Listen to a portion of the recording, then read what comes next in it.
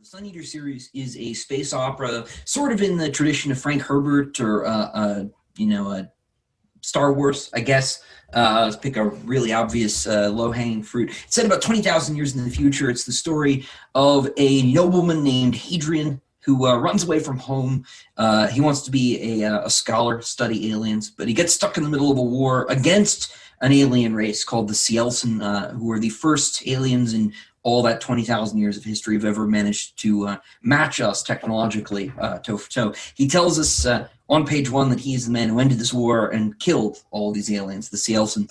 And it's written like a memoir. This is why and how and about all the things no one knows, right? There's an official story. This is not it. This is his own account. Book 3, Demon in White. I got the UK edition here. You can see the US cover here on the wall behind me. Came out back in July. For those of you who hadn't read the series, it takes place about another 70 years after the second book in the series. Hadrian, of course, lives a very, very long time, being genetically modified. He is a knight now in the service of the Empire, who has been working for the Emperor for some time. I'm going to read just from the very beginning of the book, in case anyone hasn't started book 3 yet. It seemed like the thing to do. And just want to echo what John Paul said here. If anyone has any questions, we're going to do those after the reading. You can drop them in the comments section. And without further ado, I guess I'll just get to it. Silence. The silence about the solar throne filled the great hall like water, like the deep dark of the sea. Not a soul stirred. From my place amongst the courtiers, I watched the 2 common soldiers where they knelt on the mosaic. They had crawled the length of the hall, proceeding down the central aisle, flanked by members of the Martian Guard like scarabs in their formal black. How long had it been since 2 persons of so low a station had come to that exalted place?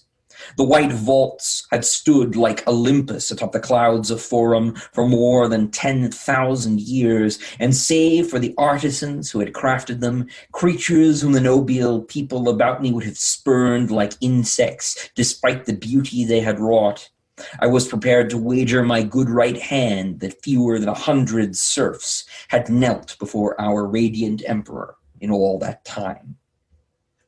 That they were in this place at all was a signal, clear as the changing of bells, that the world had changed, that they would speak in that place of gold and carnelian, that hall of ivory and jet, was a sign that the change was terrifying. Both soldiers knelt at attention, eyes carefully fixed at the base of the dais, where 54 steps rose toward the gleaming throne, flanked by the Knights Excubator in armor of mirrored white. By the stars at her shoulders, I saw that one of the soldiers was a ship's captain, but it was the other who spoke, rough tones betraying him for a common legionnaire. He had been prompted, coached on what to say by logothetes and by the eunuch homunculi who served the imperial presence. But fear floated off the man in waves, and for a 10th and unnecessary time he bowed and pressed his forehead to the tile. "Your Radiance," he said, voice breaking, "Holy Emperor, I abase myself before you. I am Carax of Aramis. I have been your faithful servant for nearly 800 years. His tongue tripped over the words, and I could tell that he tried to rehearse them. I were at Hermanassa, Radiance. We're on the Inviolate when it fell. From the reports I'd seen of the battle, I knew the Inviolate had been the flagship of the defense fleet at Hermanassa. It had died nameless, for once violated, it was the Inviolate no longer. The woman beside Carax had been its captain, and by rights she should have ended her life after so devastating a defeat. Perhaps she intended to do just that when this audience was ended. Carax spoke, describing the Cielsen attack on the flagship. "A bale came aboard, cut through the hull, and swarm in. Ship's leaking air, life support's compromised. I don't know a thing about the battle outside, but the captain's ordered retreat, and we're pulling back to decouple the bridge section when—" "Get to the point," snapped the slippered eunuch at the soldier's side. At a gesture from the androgyne, one of the Martians advanced to chastise the legionnaire at the haft of his lance. "Let the man tell his story in his own way," came the voice imperial, halting the androgyne and the Martian in their tracks. Carax and the captain at once pressed their faces to the floor as a child hides from the thunderbolt. Caesar's words resounded from the throne, amplified by speakers hidden in the filigreed vaults above, so that he spoke godlike from every corner of the hall. When he spoke again, it was not unkindly. He has traveled far and has seen much that interests us. We would not have his tale hurried. Spluttering thanks, Carax straightened still on his knees. But you wanted to hear about it. Almost I thought I could hear Carax swallow. About the Pale King. I guess the man had given his official report when the survivors from Hermanassa had arrived on Forum, and from that report had been selected to come before the Emperor. I glanced sidelong at Polino where he stood beside me, but my old friend and bodyguard did not so much as blink. I felt a shadow stir in my mind, but listened carefully as Carax continued. My decade were left to guard the airlock, last line of defense. On the Inviolate, the bridge sections got to by this long all, and Thales, he was my Decurion, Thales had sealed the door. 1.5 feet of solid titanium, only they got through. His voice shook on that last word, and he hunched where he knelt, eyes downcast. Cut its way in with a sword like those our knights use. High matter, cut through the bulkhead like it weren't nothing, radiance, lords and ladies. Only it weren't like no sword I'd seen. It were too big and all twisted. Cut through the bulkhead like it weren't there. He seemed to realize that he'd repeated himself, and his face darkened. Cut through the men, too. I never seen one of the Pales so big he had to stoop in the corridor as he came at us, all black and silver it was. And when it see us standing at the end of the hall behind the prudent shield, it bares its fangs at us, smiling like, surrender, it says, and honorable Caesar, I swear by Holy Mother Earth, it spoke our words. He rubbed his arms, said our lives were forfeit, that they'd taken the shipyards, broken the fleet. We fired on him, but they had shields. Never seen that before, neither. Pale with shields. They just laughed at us and their king. And their king, he said he was. The man struggled with the name. I hardly heard him. I knew the name. Siriani Doriaika, the scourge of earth. The soldier's words seized in me, and once again I beheld a vision I had twice seen. First in the darkness beneath Calaga, and again in the cold clutches of the brethren of Vorgossos. I saw the Cielson arrayed across the stars, rank upon rank, file upon file, ship and soldier and swords uplifted, scratching at the sky. And at their head there came one taller and more terrible than the rest. Black its raiment and black its cloak, and its horns and its silver crown were terrible as the glass fangs in its lipless mouth. Did it wear a crown? Silence again. I realized a moment later that it was I who had spoken. I who had disturbed the air and perfect order about the solar throne. The courtiers about me drew away, leaving Polino and me alone on a little island beneath pillars tall as towers. Someone giggled nervously, and I felt the eyes of the Martians pick me out through their suit optics, their faceless masks dispassionate. Carax turned, and our eyes met. His eyes widened. Did he know me? I did not know him. "We will have order!" cried a sergeant-at-arms. Because it was expected of me, I went to one knee and bowed my head. I did not press it to the floor as the soldiers had. I was Palatine and distantly a cousin of our emperor. Caesar's eyes were on me, twin emeralds in that alabaster sculpt he called a face. Was it my imagination, or had one corner of his mouth turned upward in ironic amusement? Whispers burbled around me. "That's Hadrian Marlowe, isn't it? Hadrian Marlowe? That's Sir Hadrian Marlowe, the Knight Victorian, yes. That's the half-mortal. Is it true? He can't be killed." The sergeant-at-arms slammed his fasces against the tiled floor, brass tip ringing against the stone. "Order! We will have order!" The emperor raised a hand, and order was restored. A moment later, his imperial radiance, William the 23rd of the House Avent, spoke in a voice that brought to mind the touch of fire and the scent of old wood.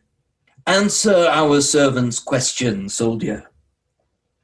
Attention returned steadily to Carax and his captain. His eyes stayed fixed on me as he answered, ignoring Caesar where he sat amidst gold and velvet. "A crown?"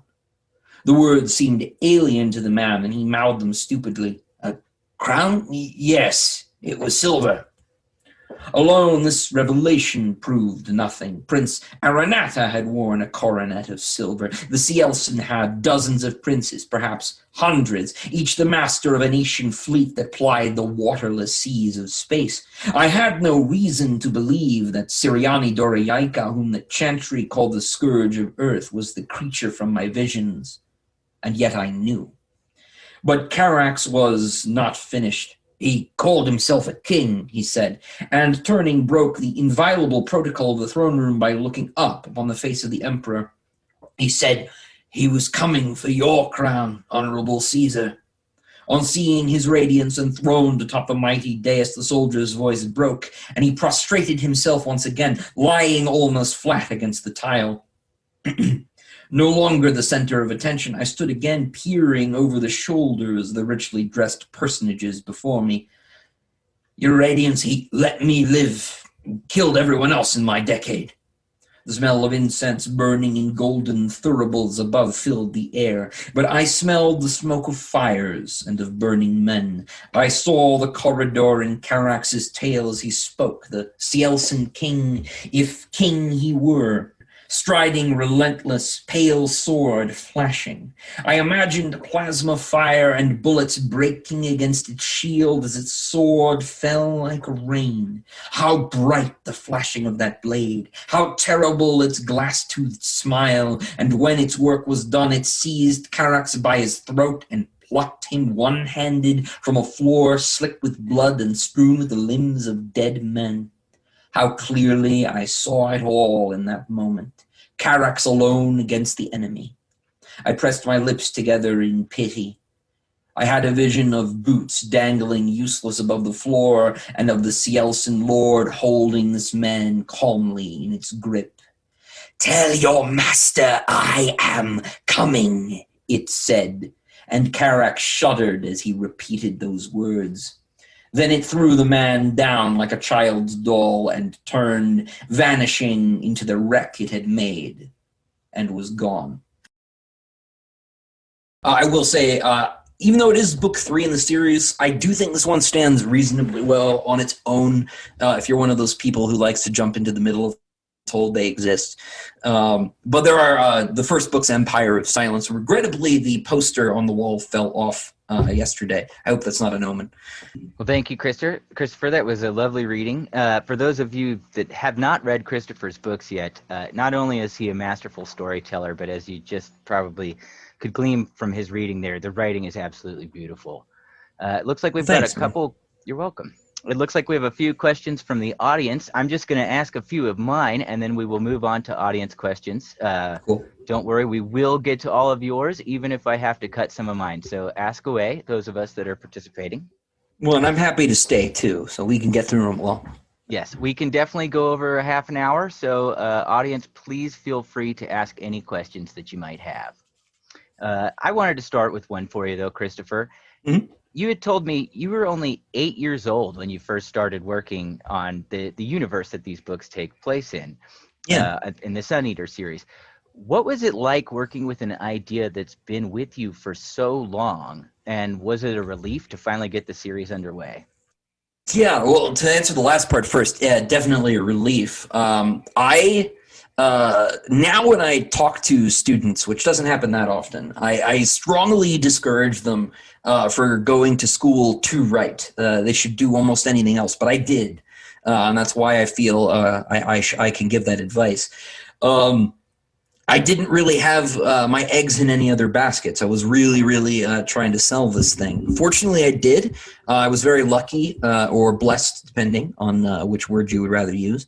And I managed to get an agent about 2 months before I graduated, and I sold the book the month after.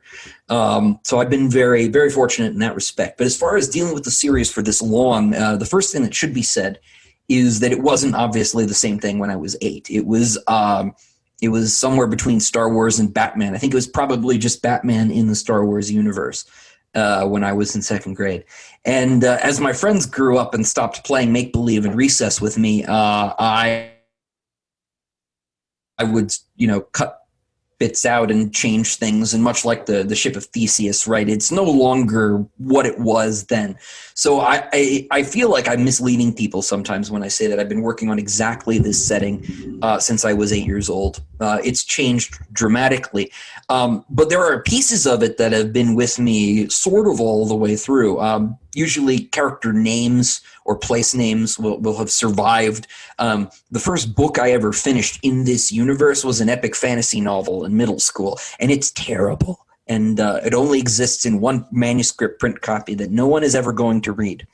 But there's still recognizable names and faces in it, things like that. The really interesting thing about dealing with this series for so long is that I will have scenes that I'll obsess about for years and years and years. There's one in book 3 that really sticks out. There's a gladiator fight in the middle of this book, a duel between Hadrian and one of the Maescoloe sword masters of Jad, minor spoiler. And I have thought about this scene, had thought about this scene probably daily for the last 4 years. And what's weird is the minute I finished it, I stopped thinking about it. And there are some scenes in book 4 I'm working on right now too, that the minute they are written are gone. I just don't think about them anymore. Sort of like I've exorcised the sort of idea, the demon, as it were, which is really bizarre. You'd think that something that was that important would linger more than it does. But as soon as it's caught on the page, I just stop thinking about it, which is cool. So.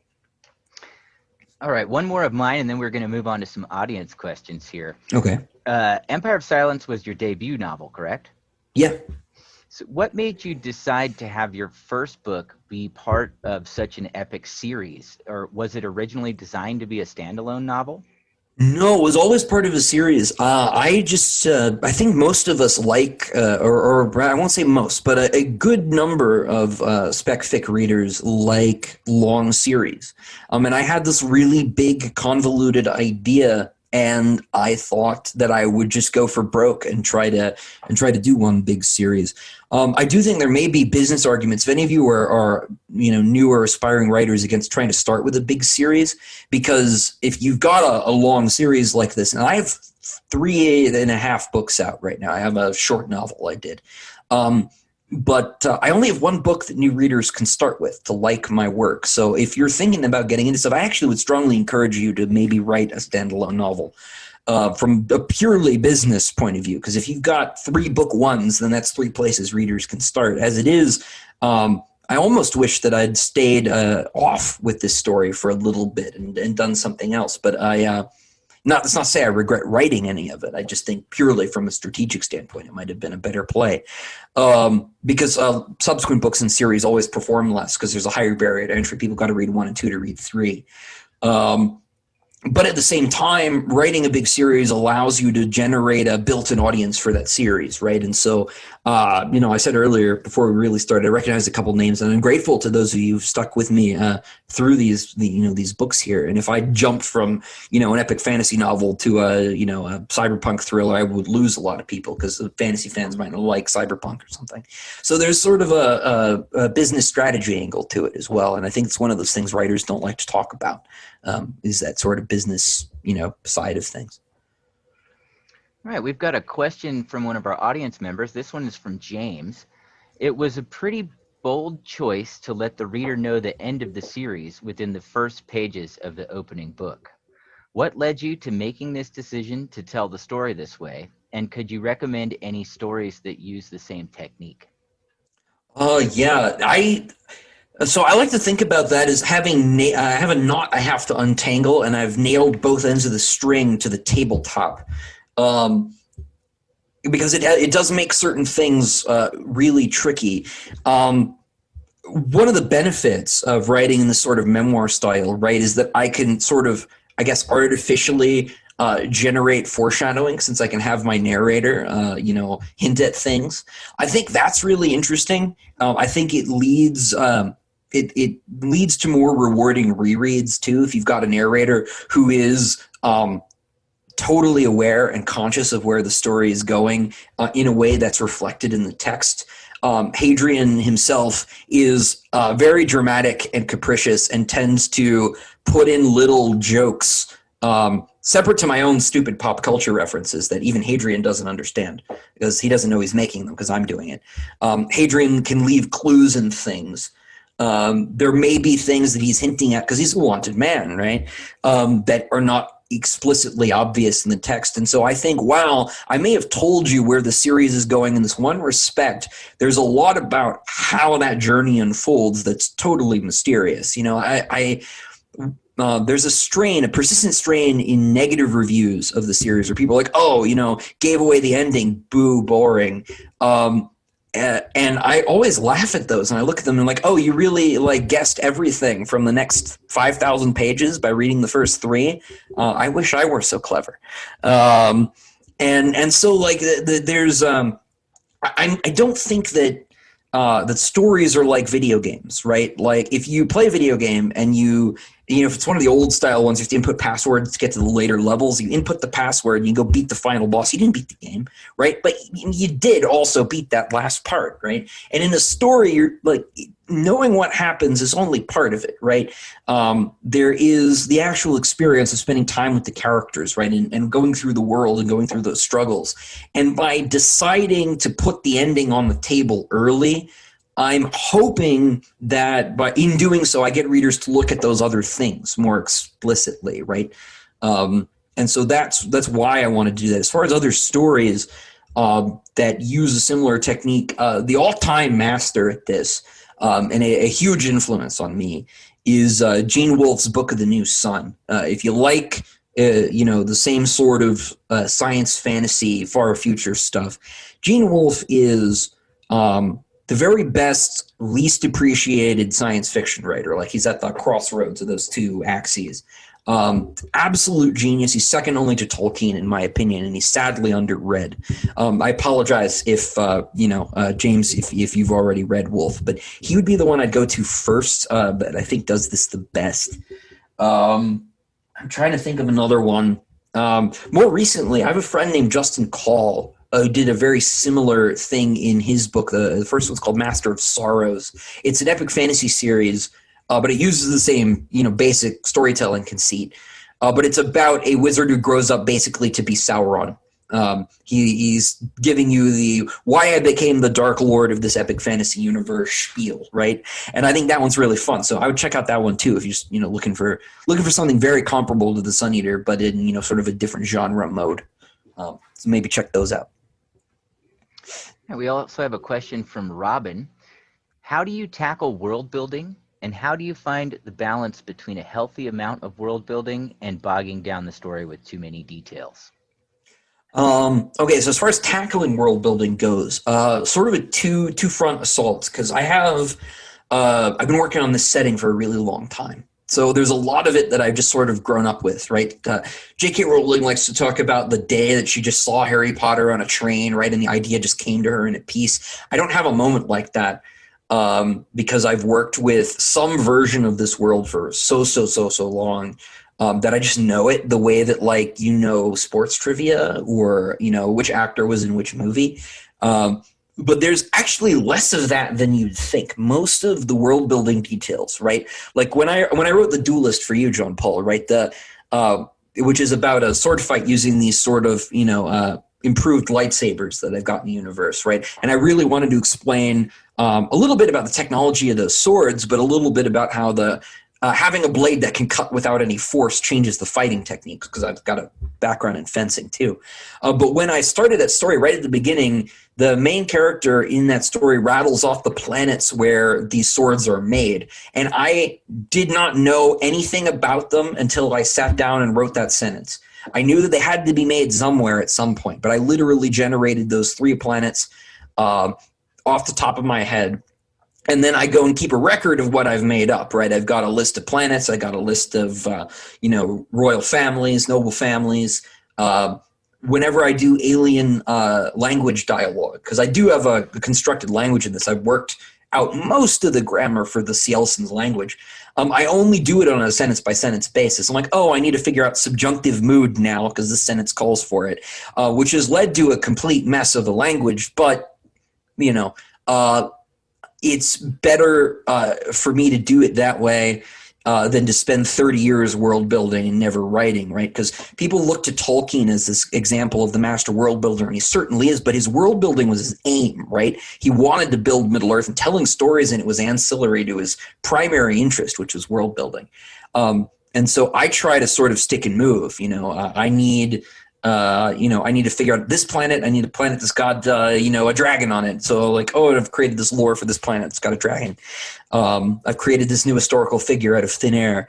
Or I've misappropriated a real historical figure and gotten people in the future confused about who he was because I thought that would be funny, And as far as balancing that stuff goes, I have one thing that I do, and this goes for balancing world building and narrative progress. It also goes for balancing dialogue and non-dialogue text, and that is I have this weird OCD habit of looking at the opening words in each paragraph, and if I realize the last 5 paragraphs have all been two-line bits of dialogue, I need to vary it up.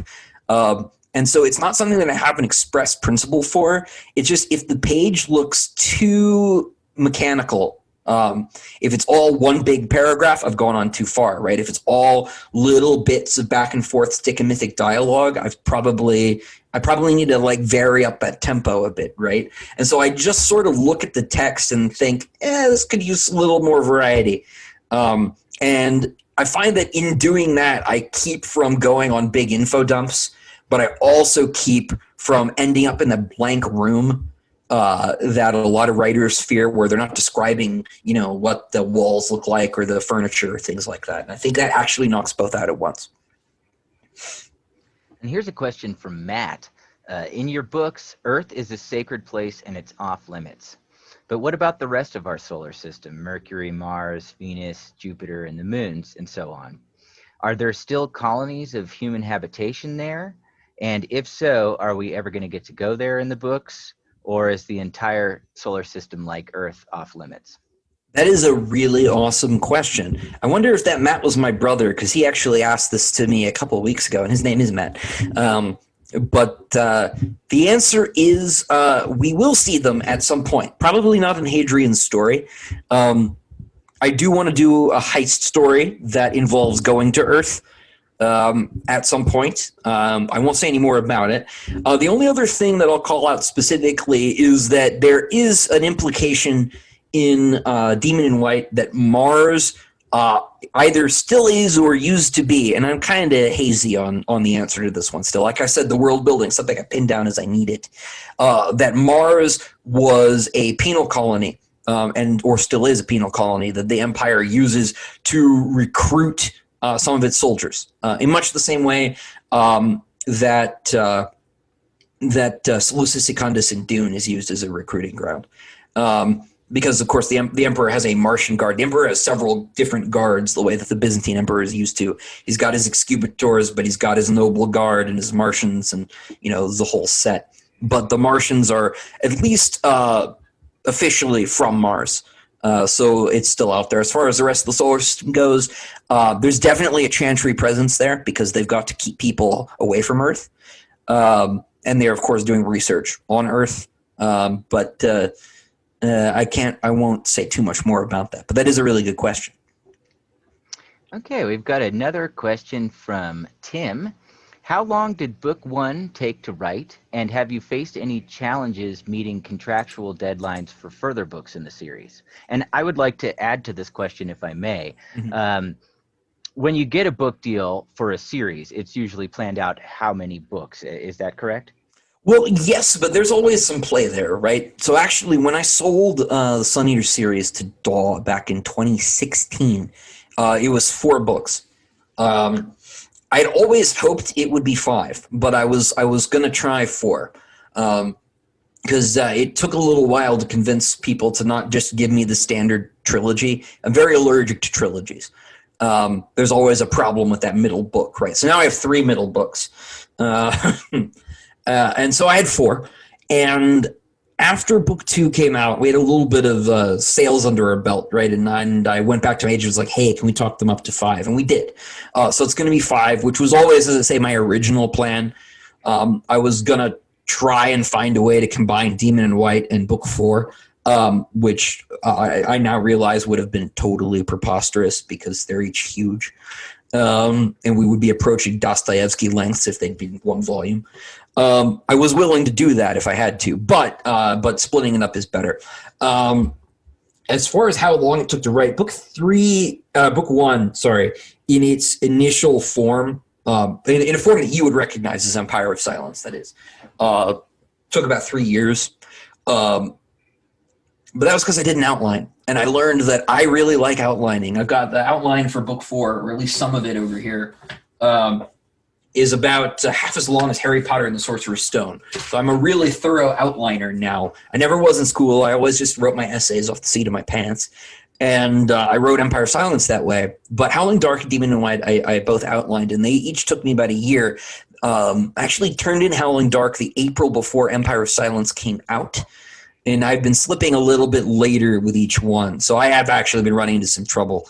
Demon in White, I turned in October of last year. I got the edits back in February, actually, the Monday before my wedding. And then this one, book 4, because this year has been so bizarre, is not quite done yet. And it really, really should be. At this point, I'm looking at maybe December. I'm starting to worry there's going to be a bit of a delay on it, guys. Just because of how weird things have been. My wife was pretty sick too, and it took a couple months out of me. So yeah, it's been slipping a little bit, but I am back on the writing wagon, or off the writing wagon. I don't know, however that one works now, and so things have been moving more smoothly on 4 again. So I think by the end of the year it'll be done.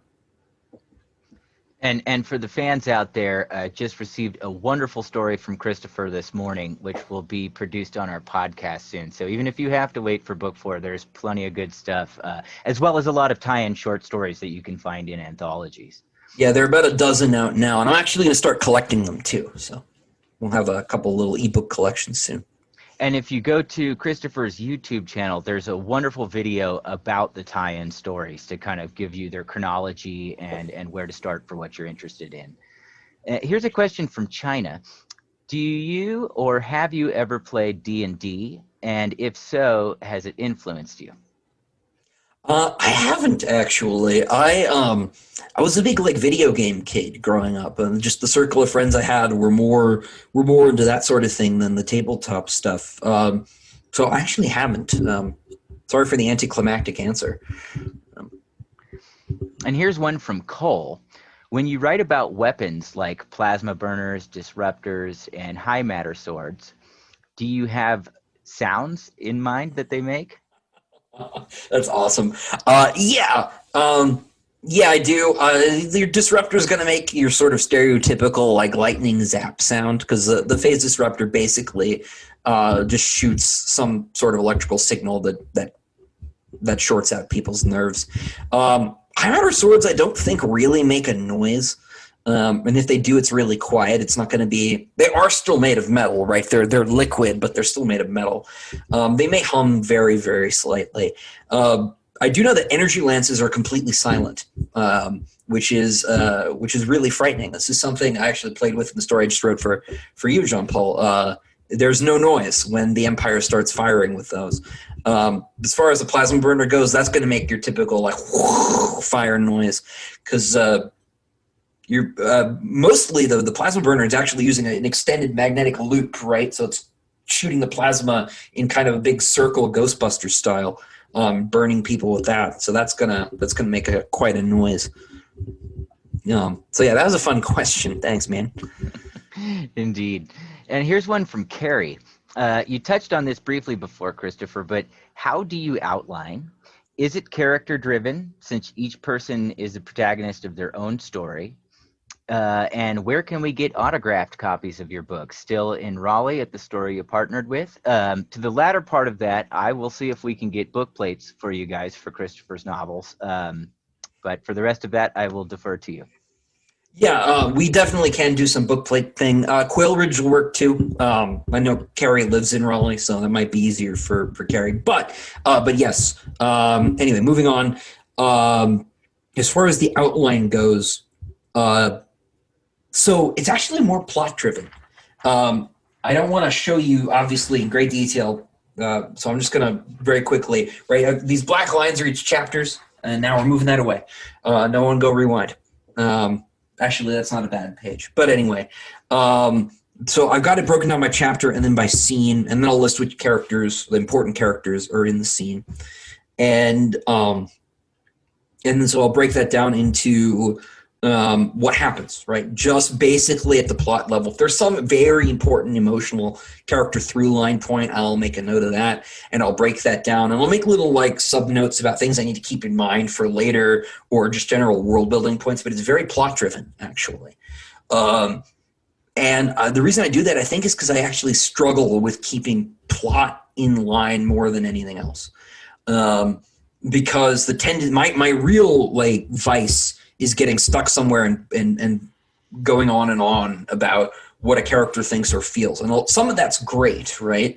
But sometimes you've got to click on and move. So if I try to build each scene around the events of the scene, I think the tendency is I get to move through it a little bit faster. So it's hugely plot driven. And if I figure out where I'm going in any concrete sense, it's easier to do. I think a lot of writer's block is a kind of paralysis that's induced by failure to plan, basically. And sometimes it's kind of stage fright. If you got a really big scene you've been thinking about for years, right? You'll just freeze up because it has to be perfect. But yeah, I think a lot of writer's block is just, I don't know what I want to do with this scene. So I think of my outline as a first draft, basically, a really low resolution first draft. And I wanted to ask, because this is something that I always find fascinating and that I'm interested in books, particularly large-scale space operas, in an aspect of world building. Religion is often overlooked as an aspect of world building, but for culture, it's a very important motivating factor. Can you tell us about how you use religion in the creation of the cultures that are in your novels? Yeah, I think that a lot of writers overlook it because it doesn't play a big role in their lives, or they're actively contemptuous of it, which, in the interest of full disclosure, I was when I started writing. I was born Catholic, raised Catholic, and I had a lot of serious trouble with it when I was a teenager, as so many people do. And sometime in the editing process in book one, I started coming back to the church to an extent. And I think that actually hit at exactly the right time, because I was able to get this sort of weird dialectic tension between this sort of criticism of it and an appreciation of it at the same time in the first book in particular, because the world of Hadrian's universe, right? The world of Hadrian's universe. Hadrian's universe, the human part of it, the empire, is dominated by this sort of state emperor worshipping cult, right? The Holy Terran Chantry. And the Holy Terran Chantry is a very cynically constructed false religion that the empire put together a long time ago as a myth-building vehicle, a propaganda vehicle, to convince people of all sorts of things, namely not to mess with artificial intelligence, which it turns out they have very good reasons for not messing with artificial intelligence. AI is incredibly dangerous and should be stopped in the context of this universe, possibly in ours too, but that's a whole nother conversation. But to do all sorts of other bits of social control, right? So it functions as sort of the empire's para-judicial system, but also as this method for inculcating social attitudes in the peasantry, which is, of course, what very cynical critics of religion think religion is. A lot of people struggle, I think, with the idea that people believe these things and believe them sincerely. And so putting that contrast in there as Hadrian contrasts this, clearly cynical religion with the more like old-fashioned, more heartfelt, sincere religious beliefs that still exist in the universe, was really interesting. Because I think as a writer, and this applies to a lot of themes, that the best thing that I can do is pick some themes and some questions to explore, and then to let my characters do that, and to let my characters be themselves exploring it. So I've got characters who are deeply religious in various ways. I've got characters who are strongly opposed to it. I've got characters who are agnostic, and I let them do their thing. And I'm trying to absent myself as much as I can. And obviously, no one can do that completely, right? But I think that to be a dramatist and not an essayist is to let the characters in the world carry that, for you. And so I wanted that broad range of feeling, because I've gone through that broad range of feeling, right, in my life, and I wanted that to be on the page, and I wanted it to inform the world building too, because everyone believes in something, even if that something is a positive belief in nothing. That's still a belief. And so even though a lot of science fiction, like Star Trek, is terrible about this, by Captain Kirk's day, no one believes in anything, visibly, with a couple exceptions. I think the bad guy captain in Discovery was religious. And of course the aliens have their own things going on. But I just don't see that being the case. I think that everybody is going to believe in something. And that's so fundamental to being human. That I think to elide it in science fiction is more fantasy than fantasy. And so I really wanted to bring that to the middle here. And I'm going to tie in my next question with one of the audience questions here. But some of the greatest science fiction books have incorporated religion, i.e. the Dune series, Canticle for Leibowitz, and so on, have incorporated religion as part of the backdrop. What are some of your favorite books that address this issue of religion, and why? And then from Robin, what space operas have you drawn inspiration from for your series? All right. Well, you said two of my favorites already. The Dune series is great, mostly because it's another great example of that cynical look at religion, and I think it is good for someone like me who is less cynical on these questions to consider the cynical angle. I love Dune. I love Frank Herbert's original 6, particularly the first 4. God Emperor of Dune, if you guys haven't read that far in the Dune series, is a bizarre book, but it's a masterpiece. It's brilliant. But I like to look at Frank Herbert's work and sort of argue with it. That's what the series in a lot of ways is. Frank is very down on heroes, for instance, and I am not. But I also like Canticle for Leibowitz, which is a post-apocalyptic sort of set of 3 novellas set in a post-nuclear America, and it's about a Catholic monastery that's trying to keep the artifacts of pre-atomic civilization around when human beings sort of need them again. There's a great scene in it where a scientist in sort of the new Renaissance is visiting the abbey, and one of the monks asks if the scientist has considered St. Augustine's idea that maybe animals sort of evolved from earlier forms into their current ones, and the scientist dismisses it as unscientific and ridiculous, which makes me laugh every time I read it, right? Because Augustine does present something in the 4th century that looks kind of like a theory of evolution, but it's very much a thought experiment and not fleshed out, right? So it's not super scientific either, but it's this weird reversal in the book. It's so clever. But to get beyond the ones that you listed, another one that I think is great, and it's not so much a science fiction novel anymore as it is a dystopian novel, is Robert Hugh Benson's Lord of the World. Robert Hugh Benson was a really early science fiction writer. He was a contemporary of Wells. He was also a Catholic priest. He actually, I think, ended up being Camerlengo to the Pope in like the 1920s. Or very close to him, where he worked for the Pope directly in the 20s. But he was a science fiction writer. And Lord of the World is a dystopia novel about it was written in 1907, I think. So it's pre-communist revolution, but it's about a global communist dictatorship and about the fate of the church under the boot heels of this regime. And it's incredibly bleak, but it's a response to a lot of Wells's ideas that scientific advancement and using science to restructure society would make people's lives better. It's very much an against Wells sort of like against like Men Like Gods, the Wells book. It's very much an anti-that book.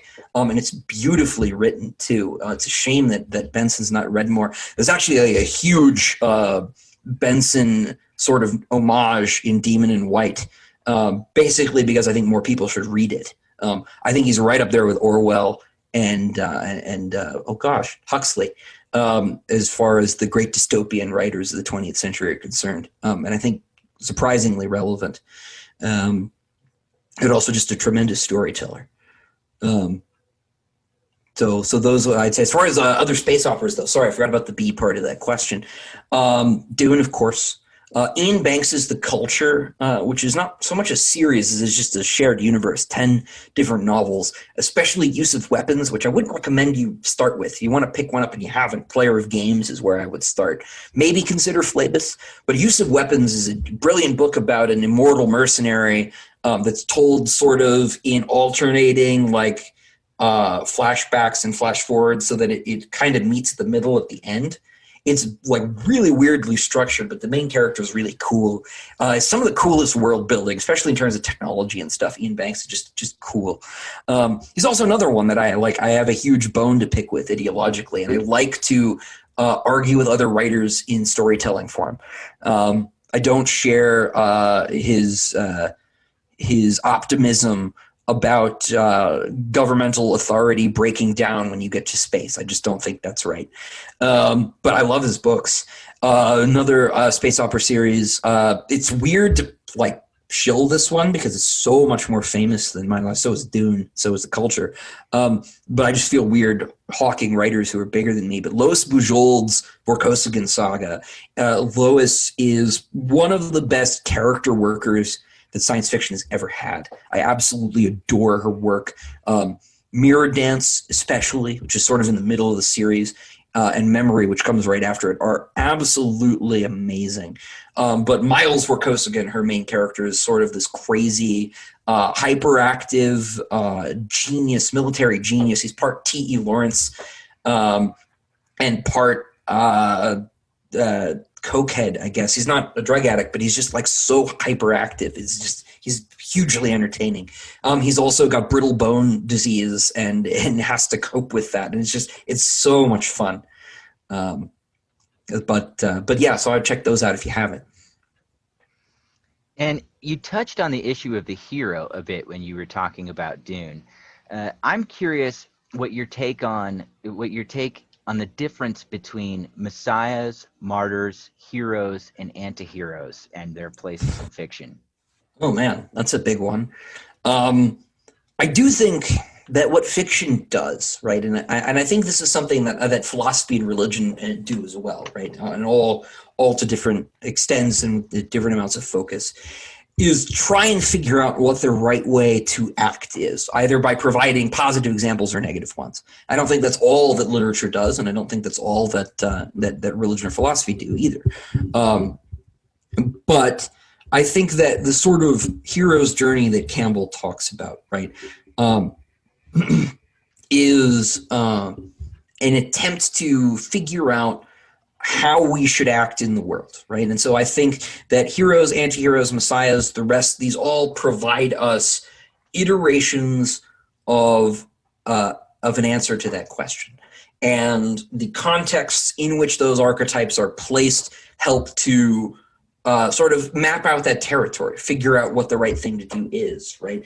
And so, we get heroes like Superman are very straightforward. Like there are clear virtues in a classic Superman story that are clearly admirable and worthy of imitation. With someone like the Punisher, right? And superheroes are so maximized in their relationship to these tropes and stuff that they're really good examples. The Punisher obviously goes about things in what I would think is the wrong way, right? He's chewing through people with lethal force, absolute brutality, and no No mercy, no pause for judgment, right? It's just done.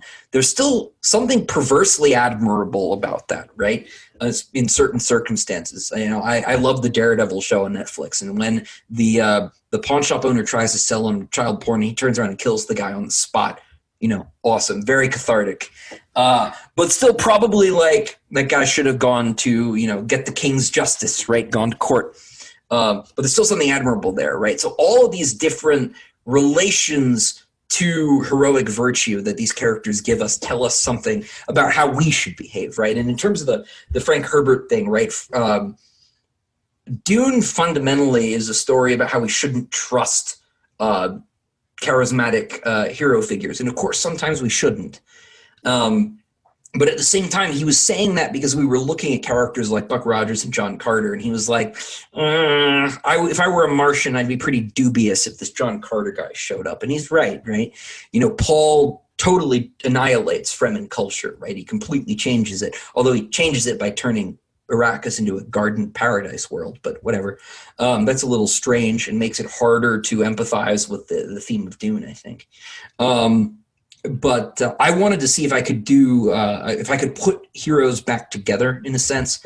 I wanted to reconstruct the deconstruction and figure out if, maybe we still need to believe in heroes even if they have issues, right? And I don't know if the series is going to succeed in doing that either, right? I like I said earlier, I picked some themes to explore and I want to see what happens. I'm trying to run the Sun Eater like an experiment. That way I'm not preaching at anybody. Which is, I think, part of telling a story, right? You tell a story, you don't preach. And that's important to me, too. So does that sort of make sense? That's a really big question. Oh. Yeah, and we've gone way over time, which is wonderful, and we're going to get to everyone's questions, but we're going to have Christopher back again so that we can talk more about this stuff. Yeah, no, I rattle on. It's a serious problem. Oh, no, please do. It's not a problem at all in this case.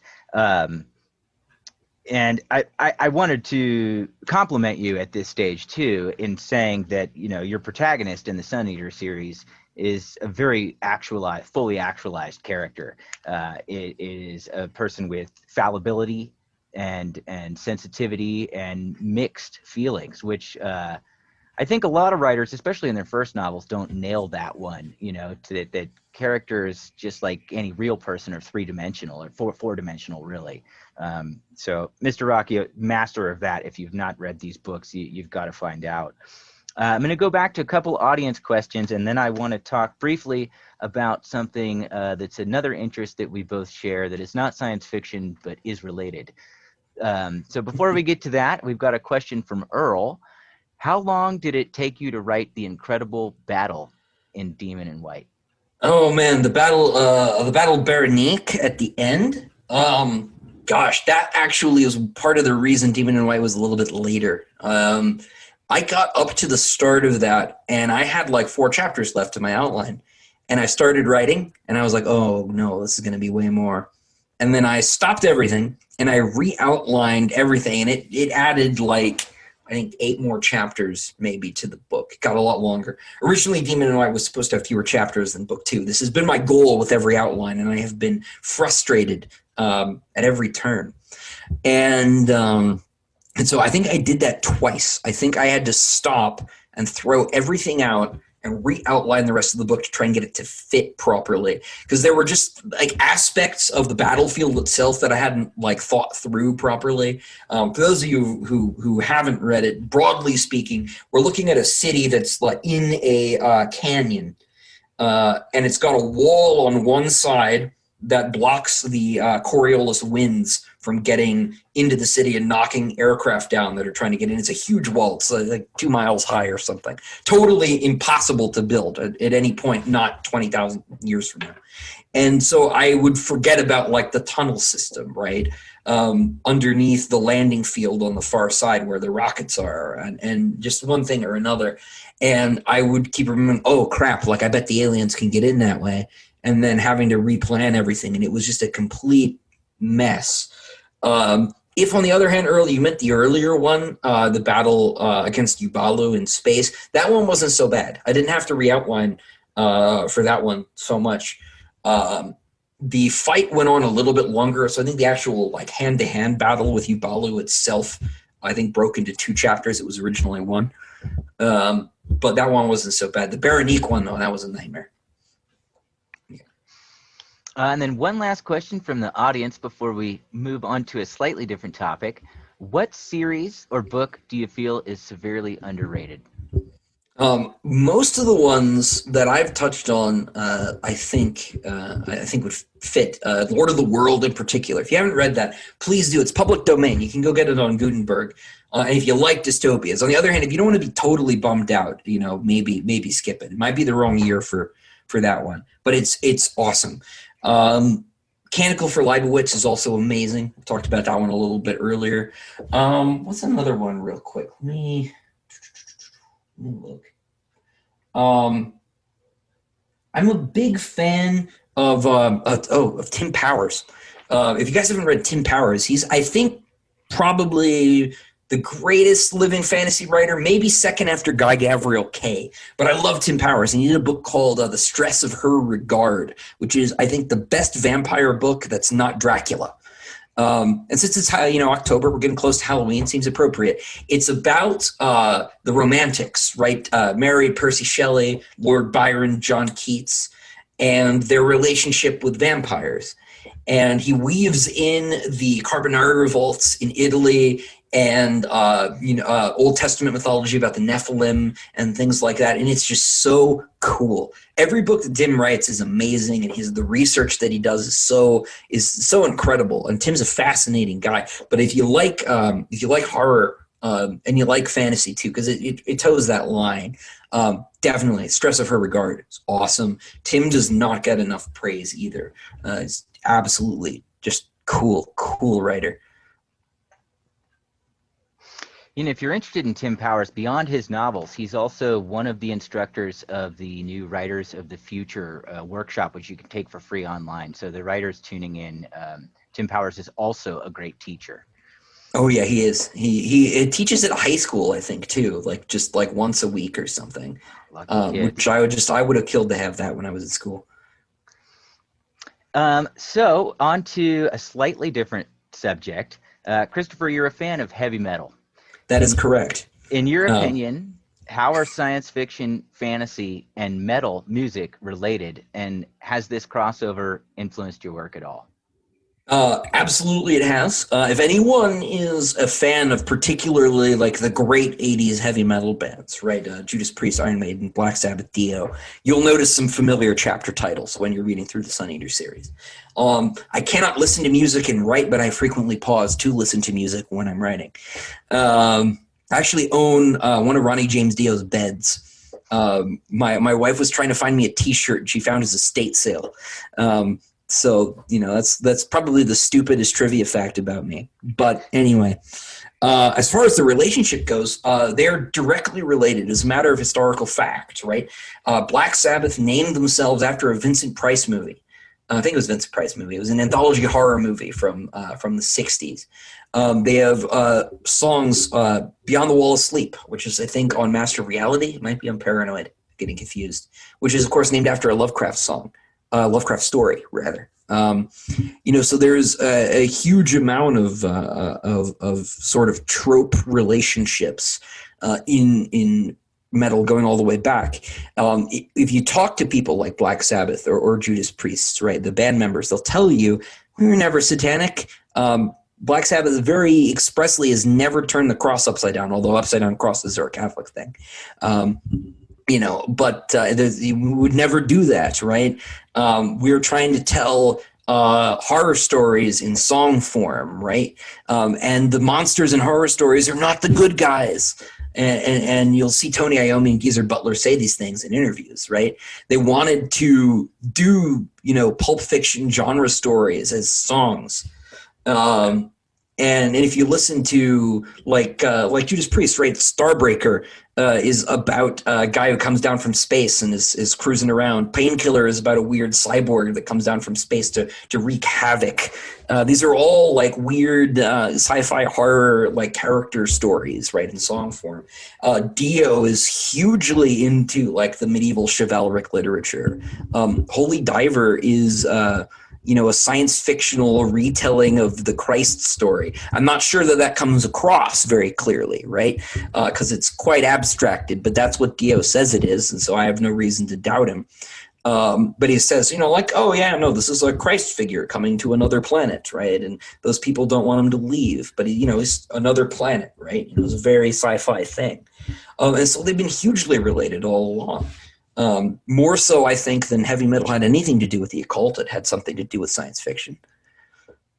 And why do you think that these literary and musical genres have so much overlap? I mean, can we trace this back to Michael Moorcock, or does it go further back than that, as you were mentioning with Lovecraft stories and so what? I mean, I think Moorcock deserves a lot of credit for it, although I'm not a huge Moorcock fan. He worked with Blue Oyster Cult and stuff, and that's pretty cool. Like Kirith Ungol, despite having a Tolkien band name, always used Moorcock, Michael Whalen Daw Books covers for their album covers, right? And they still do. They had an album come out last year, and they brought one out for it. And they hadn't done one in like 30 years. It's cool. But I do think, broadly speaking, I think it's twofold. Whoops, dropped my stamp. Anyway, I think it's partly that they're talking about similar things, right? You got knights and monsters and elves and demons and dragons and goblins and ghosts and all these things. But I also think that the people, and this is less true now that being a nerd has kind of gone mainstream, because I was the last kid in America who was bullied for liking Harry Potter, because I read it when I was 4, and the other 4-year-olds, because it came out when I was 4. I'm very young, as someone in the comments pointed out. I got teased relentlessly for reading books that were, too big for how old I was, because preschoolers are mean, kindergartners are mean. And I watched these same people who used to literally shove me in lockers become bigger Harry Potter fans than me. I was like, oh, you posers, right? I also might have been the first hipster, which is not cool. But I think, and I think this is true mostly of the people a little bit older than me, that the metal kids and the sci-fi kids were the same kids, right? They were, sort of back in the classroom, who didn't get picked for the football team, that sort of thing. And these things, represented a way out, right? A way to be something more than just that kid in the classroom, because Lord knows I was that kid, right? And I totally get it. And those kids are still around too. But like science fiction has always been like a refuge for outcasts, right? And that's one of the things that bugs me, so much about people today are like, oh, you don't understand, right? Like you haven't been, ostracized, marginalized. Like, yeah, I was, just about different things, right? So of course can understand, how that feels, not exactly, but I can empathize with it. And I think science fiction, I think metal too, has always like been a refuge for those people who didn't feel like they quite fit somewhere. And I think that's a good thing. I think it's probably the best thing about the science fiction community, is that it was always, it was always people who didn't feel like they belonged anywhere, and so they found a place to belong with each other. And I think that's awesome. And I think both of the art forms sort of did that for people. And in relation to what you just said, in the 70s, funk music also became more influenced by science fiction. If you're not a funk fan, that's okay. The question is broader. Do you think that science fiction in general around the 70s started making more of an impact on culture at large? And do you think that the influence that it had on heavy metal and funk were coming from different places or the same place? It's probably coming from the same place. Now, I don't know a lot about funk music, so I can't speak to it too directly. But I do know that, this is the period where you see Frodo lives graffitied in subway stations, right? That was a pretty famous meme at the time. And like Zeppelin was real into Tolkien, right? And that's a whole weird thing in itself, right? Because, Tolkien's this sort of very straight-laced, tweed-wearing Oxford Don, and all the hippie rockers are falling in love with Lord of the Rings. It's an amazingly strange thing. But I do think that because of things like that, and I think like D&D coming out, and I think all just sort of hit at the right time. Now, obviously, I wasn't there, so this is, it seems weird to try to speak as a pseudo-historian about stuff my dad was privy to. But I think between that and like Star Wars hitting in '77, that it really there was some sort of sea change there. In much the same way that Harry Potter like was a sea change in the late '90s, early aughts, right? Like it really, the whole generation that grew up reading Harry Potter like reads differently than the generations before and after. There's sort of a wave there, like a lot of those people are still reading like new YA releases, right? I went to a Scott Westerfeld signing because my local bookstore wanted me to be in conversation with him because even though we're radically different, genres and stuff. So I did that and I interviewed him for it. But most of the people there were like my age, right? We're like 25, 30. And it was for a YA book. And it's because they managed to like, with Harry Potter, you hit this like wave and it found an audience and that audience is stuck with it in the same way that like, if you go to a lot of old rock concerts, right? It's the people who were there, right? Although I will say Iron Maiden's an exception. I went to a Maiden concert last year and it was like, everybody from age 10 to age 80. It was cool. But there's still an aspect of like moment to these things, right? And so I think that more than anything is what drove a lot of that, just the moment as a whole. Well, Christopher, I'm sure we could carry on about heavy metal for another few hours. Maybe we'll have to do that part in private, but I wanted to thank you for being here and to thank our audience for joining us and having such great questions. Clearly, we're going to have you back so that we can get to the rest of the questions and indulge our audience in any more they might have. Any closing statements before we wrap it up for the night? No, only thank you, folks. I know it's a Saturday night and you could be a lot of different places. And I'm glad that you're here with me. It is a real honor. It is an honor to write for you, and it is an honor to spend an evening with you. Thank you. Thank you so much, and I hope you all enjoy the rest of your weekend. And I will get back to work on book 4, I promise. I'm in chapter, I think, 47 of 79, for those of you who are curious. Like I said, running a little slow, but it'll be out either July next year or a little bit after. So we'll see. It's not going to be 10 years, I promise. Thank you, Christopher. And for those that are needing another tale from the Sun Eater universe, stay in touch with Simultaneous Times. We're going to have one for you shortly. Good night, everybody.